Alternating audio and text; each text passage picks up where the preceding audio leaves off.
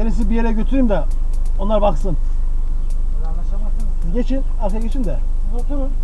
Oturun. Siz de oturun. Transmisyon? Aha, şanzıman, transmisyon.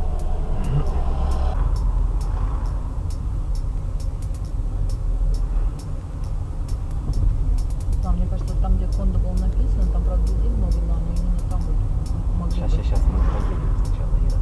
Мы нашли автоматик уже вот здесь. Осман, Sadece geride var, başka ileride yok. Sadece geride yapıyor değil mi bunu? Bunu. And stop. When stop. Stop ediyor böyle. When stop. Gidiyor. Ha. Sönüyorum böyle, stop ediyorum tamamen. Ediyor mu tamamen? Küt gidiyor motor. Oil gidiyorum böyle, gidiyorum tamamen. Ölüyor mu? Bak. Allah. Bak. Go gidiyorsun. Aha. Port gidiyor mu motor? Motor. Motor pırt gidiyor mu? Bu şekilde gidiyor mu? Hı.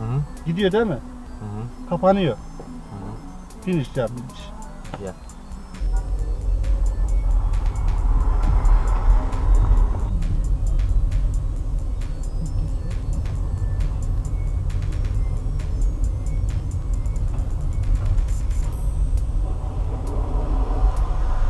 Ercan abi.